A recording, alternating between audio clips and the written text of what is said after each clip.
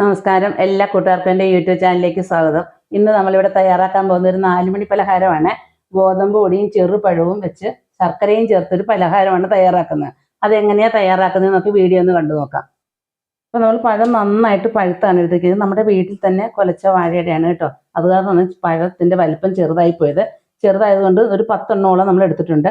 അപ്പോൾ ഇത് നമുക്ക് തൊലി കളഞ്ഞ് ഒന്ന് രണ്ടായിട്ട് ഇതേപോലെ ഒടിച്ച് മിക്സിയുടെ ജാറിലേക്ക് ഇട്ട് കൊടുക്കാം. ഇത് ചെറുതാണെങ്കിലും നല്ല മധുരമുണ്ട് കേട്ടോ. നല്ല മധുരമുള്ള പഴമാണ്. നമ്മൾ രാസവളങ്ങളൊന്നും ചേർക്കാതെ തന്നെ നമ്മുടെ വീട്ടിൽ തന്നെ കായ്ച്ച കൊലയുടെയാണ്. അപ്പം അതിൻ്റേതായിട്ടുള്ളൊരു ടേസ്റ്റ് ഉണ്ടാവും. അപ്പോൾ പഴമെല്ലാം നമ്മൾ ഇതേപോലെ തൊലി കളഞ്ഞ് മിക്സിയുടെ ജാറിലേക്ക് ഇട്ട് കൊടുത്തിട്ടുണ്ട്. ഇതിലേക്ക് 3 ഏലക്ക കുരു, അതിൻ്റെ ഏലക്കയുടെ കുരു മാത്രമാണ് നമ്മൾ എടുത്തിരിക്കുന്നത്. 1/2 ടീസ്പൂൺ നല്ല ജീരകം അതുകൂടെ നമുക്ക് ഇതിനകത്തേക്ക് ഇട്ട് കൊടുക്കാം. അതുപോലെ തന്നെ നമ്മുടെ കുട്ടികൾക്കൊക്കെ പഴം തിന്നാൻ ഭയങ്കര മടിയല്ലേ. അപ്പോൾ അങ്ങനെയുള്ള കുട്ടികൾക്ക് ഇതേപോലെയൊക്കെ ചെയ്തു കൊടുക്കുമ്പോൾ അവർക്ക് പഴമാണെന്ന് അറിയത്തുമില്ല. നല്ലൊരു പലഹാരത്തിൻ്റെ ഇതായതാണ് അവർ കഴിക്കുകയും ചെയ്യും. അപ്പോൾ ഇതിലേക്ക് നമുക്കൊരു 1/2 മുറി തേങ്ങ ചിരകിയത് ഇട്ട് കൊടുത്തിട്ടുണ്ട്. ഒരു ഉണ്ട ശർക്കര നമ്മൾ പാനിയാക്കി 1 ഗ്ലാസ് വെള്ളത്തിൽ പാനിയാക്കി വെച്ചിരിക്കുകയാണ്. അതുകൂടെ ഇതിലേക്ക് ഒഴിച്ചു കൊടുക്കാം. കുറച്ച് ഒഴിച്ചു കൊടുത്തിട്ട് നമ്മളൊരു 250 ഗ്രാം ഗോതമ്പ് പൊടിയാണ്, അതിന് ഈ ഗ്ലാസ്സിന് 1 ഗ്ലാസ് പൊടിയാണ് എടുത്തിരിക്കുന്നത്. കുറേശ്ശെ ഇട്ട് നമുക്ക് മിക്സിയുടെ ജാറിലിട്ട് ഒന്ന് കറക്കിയെടുക്കാം.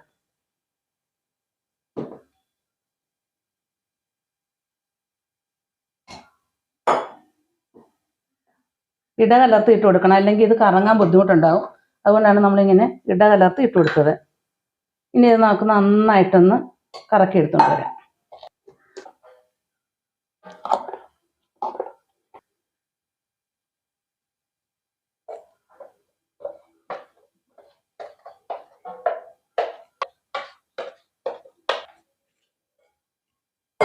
അപ്പം ഇതെല്ലാം നമ്മൾ മിക്സിയുടെ ജാറിലിട്ട് നന്നായിട്ട്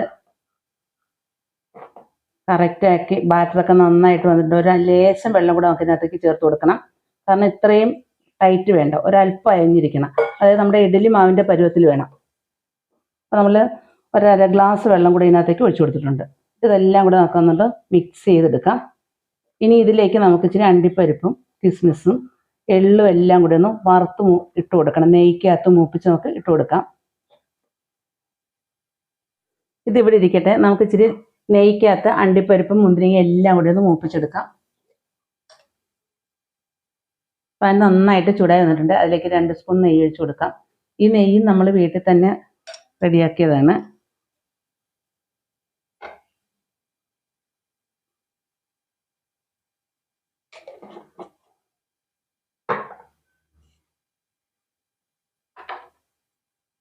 കുറച്ച് നട്ട്സ് ഇട്ട് കൊടുക്കാം. അപ്പോൾ ഇത് നമുക്ക് നന്നായിട്ടൊന്ന് മൂപ്പിച്ച് നമ്മൾ റെഡിയാക്കി വെച്ചിരിക്കുന്ന ബാറ്ററിലേക്ക് ഒഴിച്ചു കൊടുക്കാം. കിസ്മിസൊക്കെ കഴുകിയാണ് എടുത്തിരിക്കുന്നത്. അത് കാരണം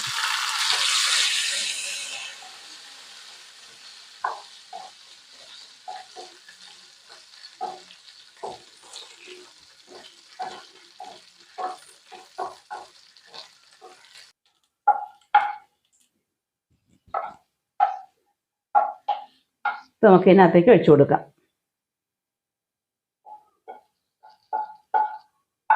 ഇതെല്ലാം കൂടെ നന്നായിട്ടൊന്ന് മിക്സ് ചെയ്യാം. ഇതിലേക്ക് ഒരു നുള്ള് ഈസ്റ്റ് കൂടെ നമുക്ക് ചേർത്ത് കൊടുക്കാം. ഒരു നുള്ള് ഈസ്റ്റ്. ഇതെല്ലാം കൂടെ നന്നായിട്ടൊന്ന് മിക്സ് ചെയ്ത് ഒരു 10 മിനിറ്റ് നമുക്കൊന്ന് റെസ്റ്റ് ചെയ്യാൻ വയ്ക്കാം.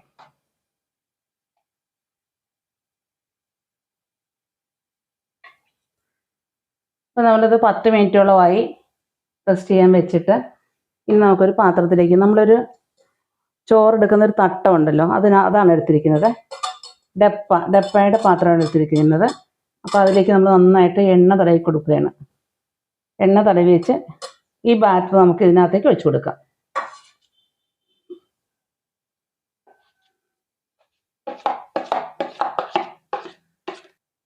അപ്പം നമ്മൾ തയ്യാറാക്കിയ ബാറ്റർ മൊത്തം ഈ പാത്രത്തിലേക്ക് ഒഴിച്ചു കൊടുത്തിട്ടുണ്ട്. അപ്പച്ചെമ്പിനകത്ത് വെള്ളം വെച്ച് നമുക്ക് അതിനകത്തേക്ക് വെച്ചു കൊടുക്കാം. നന്നായിട്ട് ആവി വന്ന് തുടങ്ങിയിട്ടുണ്ട്. അതിലേക്ക് വെച്ചു കൊടുക്കാം. എന്നിട്ട് ഒരു 20 മിനിറ്റ് നമുക്കതൊന്ന് മൂടി വെച്ച് വേവിക്കാം.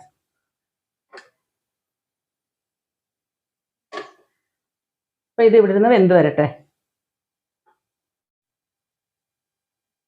അപ്പം ഇനി ഇത് നമുക്കൊന്ന് തുറന്ന് നോക്കാം. ഒരു 25 മിനിറ്റോളമായി എല്ലാം നന്നായിട്ട് വെന്ത് നല്ല പെർഫെക്റ്റ് ആയിട്ട് വന്നിട്ടുണ്ട്. കണ്ടില്ലേ? നമ്മൾ ഇതേപോലെ ഒരു സ്റ്റിക്ക് കൊണ്ട് കുത്തി നോക്കുമ്പോൾ അതിലൊന്നും ഒട്ടിപ്പിടിച്ചില്ലെങ്കിൽ നന്നായി വെന്തോന്നാ. അതിനിടയ്ക്ക് ഞാനൊന്ന് തുറന്ന് അതിന് മേളിൽ കുറച്ച് മുന്തിരിങ്ങയും അണ്ടിപ്പരിപ്പും ഒക്കെ വെച്ച് കൊടുത്തായിരുന്നു. ഒരു പകുതി വേവായതിന് ശേഷമാണ് തുറന്ന് വെച്ച് കൊടുത്തത്. ഇല്ലെങ്കിൽ ഇതങ്ങ് താന്നു പോകും. താന്നു പോകാതിരിക്കാനാണ് നമ്മളൊരു പകുതി വേവായതിന് ശേഷം നമ്മൾ വെച്ച് കൊടുത്തത്. അപ്പോൾ ഇത്രയേ ഉള്ളൂ. ഇനി തണുത്തതിന് ശേഷം നമുക്ക് മറ്റൊരു പാത്രത്തിലേക്ക് മാറ്റാം. 4 മണി പലഹാരത്തിൻ്റെ ഈ വീഡിയോ നിങ്ങൾക്ക് ഇഷ്ടപ്പെട്ടല്ലോ. ഇഷ്ടപ്പെട്ടെങ്കിൽ ലൈക്ക് ചെയ്യുക, ഷെയർ ചെയ്യുക, കമൻറ്റ് ചെയ്യുക, സബ്സ്ക്രൈബ് ചെയ്യുക. ഇനി ഇതുപോലെ നല്ല നല്ല വീഡിയോകളുമായി നമുക്ക് കാണാം. താങ്ക്